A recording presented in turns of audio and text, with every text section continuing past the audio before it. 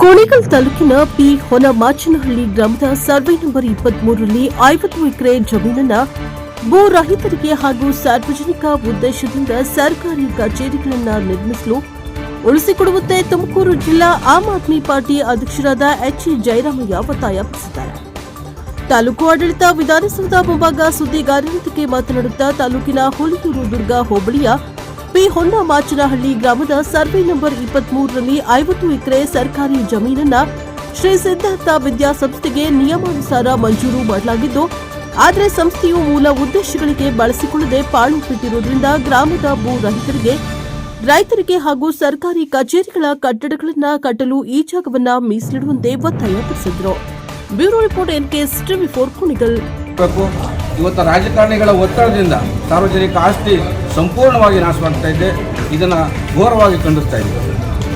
ಹಿಂದೆ ನಮ್ಮ ತಾಲೂಕಿನಲ್ಲಿ ಇದ್ದಂಥವ್ರು ನಮಗೆ ಈ ಜಾಗವನ್ನು ಉಳಿಸ್ಕೊಡಿ, ನಿಮಗೆ ನಿಮ್ಮ ಸಂಸ್ಥೆ ಬಲಾಢ್ಯವನ್ನು ಇವತ್ತು ಅವ್ರ ಹತ್ರ ಮನವಿ ಮಾಡಿರೋದು ಏನಂತಂದರೆ, ನೀವು ಕ್ರಮ ತಗೊಳ್ಳೋಕ್ಕಾಗದೇ ಇದ್ದರೆ ನಿಮ್ಮ ಕೈಲಿ ಆಗಲ್ಲ. ಇಲ್ಲೊಬ್ಬರು ಮುಖ್ಯಮಂತ್ರಿ ಅವರೇ, ಅಲ್ಲೊಬ್ಬರು DCM ಅವರೇ. DCM ರಾಜ್ಯದ DCM ಪರಮೇಶ್ವರು, ಕುಣಿಗಲ್ಗೆ ಮುಖ್ಯಮಂತ್ರಿ ನಮ್ಮ ರಂಗನಾಥ್ ಅವರು ಕೂಡ ನಮ್ಮ ಹುಲಿಯೂರು ದುರ್ಗದಲ್ಲಿ ಕೆಂಪೇಗೌಡ ಶಾಲೆ ಇದ್ದಂಥ ಜಾಗ 5 ಎಕರೆ ಇತ್ತು. ಆ 5 ಎಕರೆ ತಗೊಂಡು ನಮ್ದು ಅಬ್ಜೆಕ್ಷನ್ ಇಲ್ಲ. ಆ ಸರ್ವೆ ನಂಬರ್ 73ರಲ್ಲಿ 40 ಎಕರೆ ಜಾಗ ಇದೆ. ಅದನ್ನು ಕೂಡ ದಾಖಲೆ ಮಾಡೋದಕ್ಕೆ ತಹಸೀಲ್ದಾರ್ ಒತ್ತಾಯ ಮಾಡ್ತಾ ಇದ್ದಾರೆ. ಅದನ್ನು ಕೂಡ ಬಿಡಬೇಕು ಅಂತೇಳಿ ನಾವು ಅವ್ರಿಗೂ ಕೂಡ ಒತ್ತಾಯ ಮಾಡಿದ್ದೀವಿ. ಶಾಸಕರಿಗೂ ಕೂಡ ಮನವಿಯನ್ನು ಕೊಟ್ಟಿದ್ದೀವಿ. ನೀವು ದಯಮಾಡಿ ಜನರಿಂದ ಆಯ್ಕೆಯಾಗಿದ್ದೀರಿ, ನೀವು ಜನಪರವಾಗಿ ಕೆಲಸವನ್ನು ಮಾಡಿ ಜನರಿಗೆ ಉಳಿಸ್ಕೊಡಿ ಅನ್ನೋ ರಿಕ್ವೆಸ್ಟನ್ನು ಕೂಡ ಅವ್ರಿಗೂ ಕೊಟ್ಟಿದ್ದೀವಿ. ಅವರು ಅದಕ್ಕೆ ಕ್ಯಾರೆ ಅನ್ನಲಿಲ್ಲ. ಅವರು ಸಂಪೂರ್ಣವಾಗಿ ವ್ಯಾಪಾರ ಮಾಡ್ತಾ ಇದ್ದಾರೆ ಕುಣಿಗಲ್ ತಾಲೂಕಿನಲ್ಲಿ ಅಂತ ಜನನೂ ಮಾತಾಡ್ತಾರೆ, ನಮ್ಮ ಕಣ್ಣಿಗೂ ಕಾಣ್ತಾ ಇದ್ದೀವಿ. ಇದನ್ನೆಲ್ಲ ಒಟ್ಟಾರೆ ಖಂಡಿಸ್ತೀವಿ. ಇವತ್ತು ತಹಸೀಲ್ದಾರ್ಗೆ ಕ್ರಮ ತಗೊಳ್ಳೋಕ್ಕಾಗೋದಿಲ್ಲ. ಜಿಲ್ಲಾಧಿಕಾರಿಗಳು ಕೂಡ ಉಪಮುಖ್ಯಮಂತ್ರಿ ಹೇಳ್ದಂಗೆ ಅವರು ಕೂಡ ನಮ್ಮ ರಾಜ್ಯದ ಉಪಮುಖ್ಯಮಂತ್ರಿಗಳನ್ನ ಆಡ್ತಾರೆ ಜಿಲ್ಲಾಧಿಕಾರಿಗಳು. ಆದ್ದರಿಂದ ನಾನು ಇವತ್ತು ತಹಸೀಲ್ದಾರ್ಗೆ ಮನವಿ ಕೊಡ್ತಾ ಇದ್ದೀನಿ, ನೀವೇನು ಕ್ರಮ ತಗೊಂಡಿದ್ದೀರಿ ಅದೊಂದು ಕಾಪಿಯನ್ನು ಕೊಡಿ, ನಾವು ಹೈಕೋರ್ಟ್ಗೆ ನಾವು ತಡೆಯಾಜ್ಞೆ ತರಬೇಕದನ್ನು ಅಂತೇಳಿ ಕೇಳ್ತಾ ಇದ್ದೀವಿ. ಅದನ್ನು ಇನ್ನು ಸ್ವಲ್ಪ ಹೊತ್ತಿನಲ್ಲಿ ಹೇಳ್ತೀವಿ ಅಂತ ಹೇಳಿದ್ದಾರೆ. ಅದೇನಾಗಿದೆ ನಮ್ಮ ಮಾಹಿತಿಯನ್ನು ಕೂಡ ನಾನು ಕೊಡ್ತೀನಿ.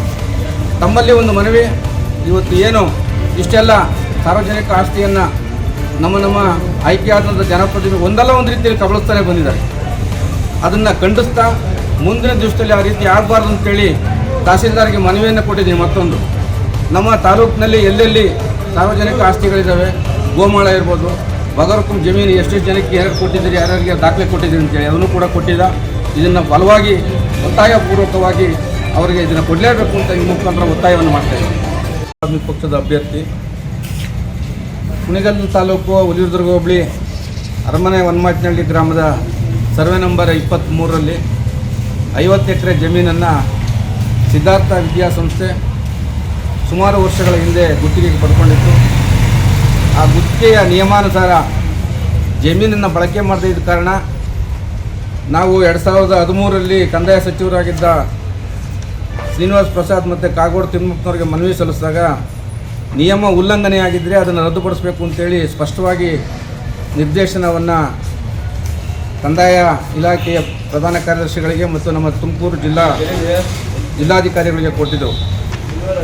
ಅದರಂತೆ ಎಲ್ಲ ಪ್ರಕ್ರಿಯೆಗಳು ಆಗಿ ಸರ್ಕಾರದಿಂದ ಆ ಜಮೀನನ್ನು ಸ್ಥಳ ಪರಿಶೀಲನೆ ಮಾಡಿ ವಾಪಸ್ ತಗೊಳ್ಳಿ ಅಂತೇಳಿ ಕಂದಾಯ ಇಲಾಖೆಯಿಂದ ತಾಲೂಕು ಆಡಳಿತಕ್ಕೆ ಒಂದು ಕಾಪಿಯನ್ನು ಕೂಡ ಕೊಟ್ಟಿದ್ದಾರೆ. ಅದರಂತೆ ಆ ಜಾಗ ಇವತ್ತು ಸರ್ಕಾರದ ವಶಕ್ಕೆ ಬಂದಿದೆ. ಸರ್ಕಾರಕ್ಕೆ ಬಂದಿರುವಂಥ ಜಮೀನನ್ನ ಸ್ಪಷ್ಟವಾಗಿ ನಾವು ಸಾರ್ವಜನಿಕ ಉದ್ದೇಶಕ್ಕೆ, ಸರ್ಕಾರಿ ಶಾಲೆಗಳಿಗೆ ಮತ್ತು ಸಣ್ಣ ಕೈಗಾರಿಕೆಗಳಿಗೆ, ಇತರೆ ಕಾರ್ಯಕ್ರಮಗಳಿಗೆ ಬಳಸೋದಕ್ಕೆ ಇಂತಿಂಥ ಜಾಗವನ್ನು ಇಷ್ಟಿಷ್ಟು ಬಿಟ್ಕೊಡಿ ಅಂತೇಳಿ ಮನವಿಯನ್ನು ಕೂಡ ಸಲ್ಲಿಸಿದ್ದು.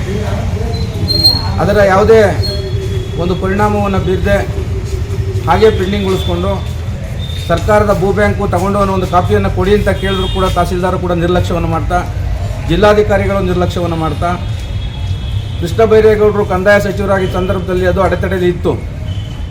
ಈಗ ಮೊನ್ನೆ ಮಾನ್ಯ ಕಂದಾಯ ಸಚಿವರಾಗಿ ಜಿ ಪರಮೇಶ್ವರ್ ಅವರು ಆಯ್ಕೆಯಾದ ಮೇಲೆ ಜಿಲ್ಲೆಯಿಂದ ಜಿಲ್ಲಾಧಿಕಾರಿಗಳಿಂದ ಇವತ್ತು ನಮ್ಮ ಹುಲಿಯೂರು ದುರ್ಗದ ನಾಡ ಕಚೇರಿಗೆ ಒತ್ತಡ, ನೀವು ಆದಷ್ಟು ಬೇಗ ದಾಖಲೆಗಳನ್ನು ಒದಗಿಸ್ಕೊಡಿ, ಅಳತೆ ಮಾಡಿ ಭೂಮಿ ಎಷ್ಟಿದೆ ಅಂತೇಳಿ ಅದನ್ನು ತಹಸೀಲ್ದಾರ್ಗೆ ನಾನು ಈ ಒಂದು ವಾರದಿಂದ ಕೇಳ್ತಾ ಇದ್ದೀನಿ. 2025ರಲ್ಲೂ ಮನವಿ ಕೊಟ್ಟಿದ್ದೀವಿ, 2026ರಲ್ಲೂ ಕೂಡ ಅವ್ರಿಗೊಂದು ಮನವಿಯನ್ನು ಕೊಟ್ಟಿದ್ದೀನಿ. ಅದಕ್ಕೂ ಕೂಡ ಉತ್ತರವನ್ನು ಕೊಡದೇನೆ ಜಾರಿಕೊಳ್ಳುವಂಥ ಕೆಲಸವನ್ನು ಮಾಡ್ತಾ ಈಗ ಹೋಗಿ ಅವ್ರನ್ನ ಭೇಟಿ ಮಾಡಿದಾಗ ನಾನೀಗ ತೆಗೆಸ್ತೀನಿ, ಕರ್ತವ್ಯವನ್ನೆಲ್ಲ ಪರಿಶೀಲನೆ ಮಾಡಿ ಕೊಡ್ತೀನಿ ಅಂತ ಹೇಳಿದ್ದಾರೆ.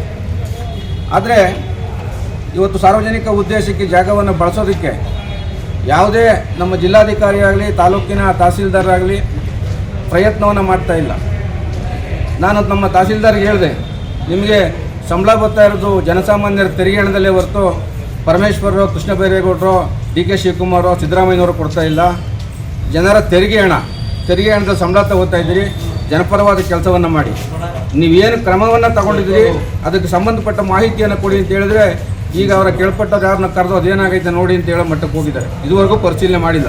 ಅಂತಿಮವಾಗಿ ಏನು ಹೇಳ್ತಾರೆ ಸರ್? ಈಗ ನಾನು